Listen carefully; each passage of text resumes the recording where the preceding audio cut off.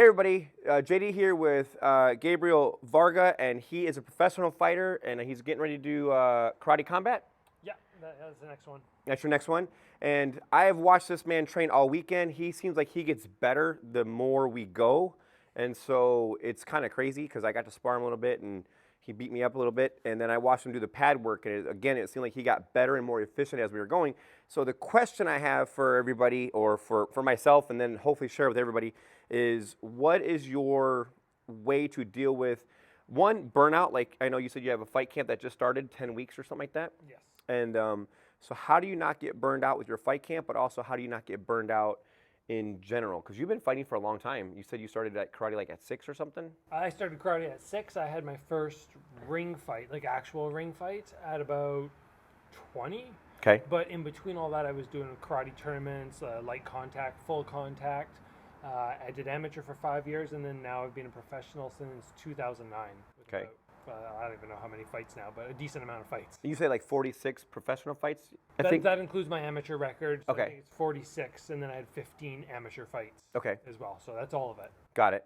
And so, like, okay, you've been training, and I know, like, this morning you got up and ran the beach, and yesterday you were like, hey, I got to go work out because otherwise I'm going to feel guilty. So I guess that's the question is, like, how do you not get burned out with all of the working out and the, like, you know, the healthy eating and all that stuff or whatever? So my body used to break down constantly, and I think mentally I would also just fatigue.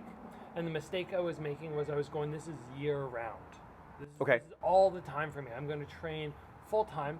And there's a time when that's important, when you need to train constantly. And that's when you're trying to improve your skill level. Okay. But I kind of realized over the last 5-6 years, I'm like, you know what?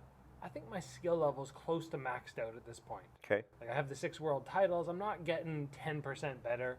I might get like 1% better. Right. But it's more important for me in between fight camps to take recovery time.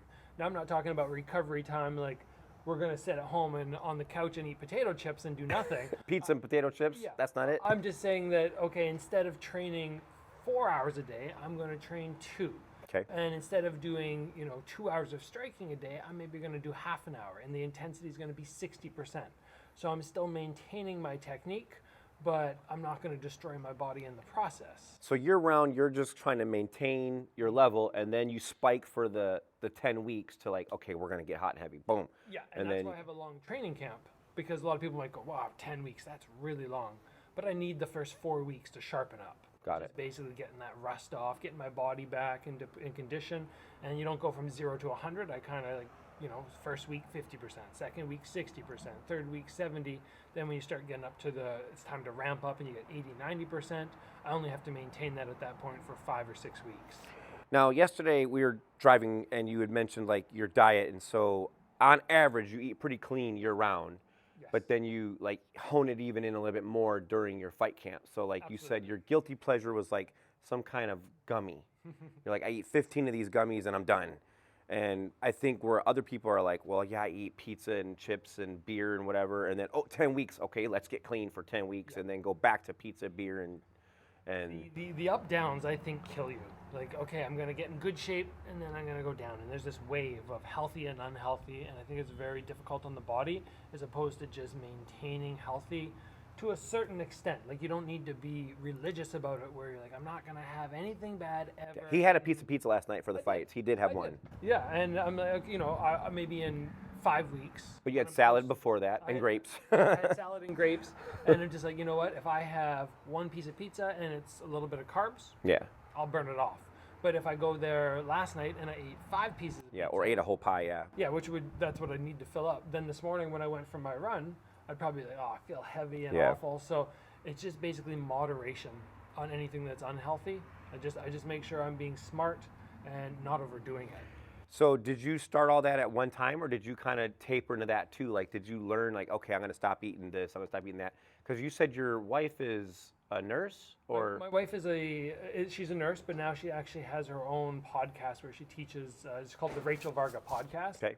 And she just basically goes through, and she's helped me a lot as well, where she goes, okay, you need to be taking these supplements, you need to be implementing cryotherapy, you need to be implementing red light therapy. And What's red light therapy? Red light therapy is just I think it's a deep light that can penetrate through the skin, and You'd have to ask her. Okay. She does a lot of times, I've never heard of it. yeah, So she a lot of times is like, here's your pad. Put the red light therapy Do on this. your arm and do this. She has so many things that she has me do. But yes, to answer your question, it's basically been slowly implementing new things. I used to do some ridiculous things that I thought were necessary, and I removed them. Like, okay, you can only eat spinach and peanut butter on fight week to Okay. make weight. And I did that Oh, for a weird. while, Okay. and then I'm like, this is stupid. yeah. Why am I doing this? Somebody told me to do it, and they said all the fighters do it. But then I went, I don't need to make weight like this. So Right. I've adapted and moderated what works for me, what makes me happy while I'm training, because I still need, like, I don't want to go through 20 years of competing and be like, it was miserable. Well, I think you had mentioned that yesterday. Like I would, and somebody else was talking about, like I would sacrifice this. Mike was talking about actually. He was saying like I don't do all the YouTube stuff because I want to be happy. Right. Like I could work 80 hours a week and and make way more money and be way more whatever. But he's like, but I want to have some time with my family. And I think you had mentioned that too. Like, look, if I can just maintain, I can have a quality of life, but also enjoy life versus like life sucks. I have to eat this super clean forever, and I got to train, like you said, 6-7 hours a day. I'm going to put some of the footage from the fight, but I was wondering, as a side note, what takeaway, if you remember, for me, From for our my sparring fight. session? Yeah. From the sparring. So I think I was chopping the leg quite a bit, and we were. I think I was that with you? I was Yes. landing a low kick. You were hitting the leg, and I was telling Ed because, like, one, I couldn't see him. Like, you were hitting him before I could register. I'm like, Yeah. I know I'm supposed to do something, but I'm not seeing it. But also, you were being so nice. It wasn't hurting enough for me to say, okay, this is messing me up. It's like I can take it. So I'm like, I'm just gonna stay here and take it so I can stay in the pocket. But I know that was you being nice. I get that. So that's just understanding stance differences. I was too flat-footed, too heavy. Heavy and sideways. Okay. And if you're in Karate. kickboxing, you don't. Yeah, exactly. Right. If you're doing karate or you're doing a fight style where you're trying to close off the body and you're not worried about boxing, then it doesn't matter. But all of a sudden, when you're doing kickboxing, and a big part for me is letting my hands go. If I see somebody sideways, I go, okay, they're not going to be able to hit me with the back hand Got very it. well. The front hand is not going to have a lot of leverage. You don't have the snap. Got it. It's just more arm, so I'm not too worried about the hands. And then the leg is compromised because of the stance switch. So I'm not saying what you're doing is wrong. I'm just saying No, I get it. It's not ideal for kickboxing rule set. Correct. That's all. Okay. Cool. Well, thank you, sir. Yeah. So if you're not subscribed to Gabe's channel, please do that. He's got some awesome videos. I was actually watching some this weekend, and like I know Mike was saying, like, hey, if you're not subscribed to his channel, he's giving away a lot of good stuff. So make sure you're checking it out. If you're not subscribed to my channel, what are you doing? Come on. I think only like 7% of you are subscribed, like 93% are unsubscribers. So please do that for me. We broke 13,000. That's pretty awesome. You guys are awesome. Thank you guys for all the support. Thank you, Gabe. You know what to do. Hit that like button, subscribe to the channel, and hit that bell icon so you know when all the videos are coming out. We have a lot of cool stuff coming out for you guys as we've had a really cool weekend. Awesome. Thanks.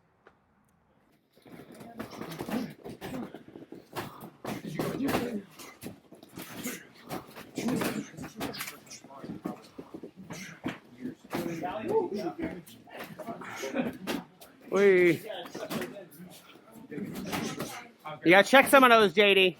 You gotta check some of them.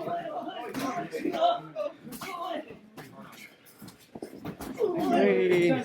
Nice side kick.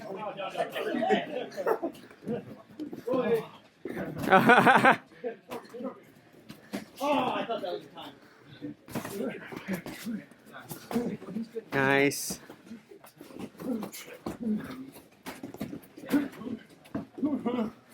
Oh, jiu-jitsu. I did, yeah. Oi, gotta block, gotta move, oi. There you go, kick. Oh, he was gone on that spin. Did exactly what he showed. JD's just like, I want to do something. Yeah, stop punching, you're gonna punch yourself out. There you go, move. Kick his leg. Kick his leg. Oi, come on, kick. There you go. Fake the kick now, fake it.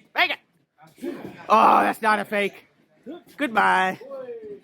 Kick that leg. He's leaving that leg out there. Kick it, Gabe. Yeah. There you go. Yeah, There you go. Gotta check. Wait, there we go. There we go. Check. Yeah, Check. You gotta address that. Oh, hey, check. We gotta address now, JD. We gotta move. Either move. Move. Yeah, take some off. There you go. Yeah, that's not really. Yeah. That's not really a solution. Hey. Oh, check. Like, not that. Oh, nice. Nice job. So how'd you do? I died. Gabriel said, "Say no more, fam."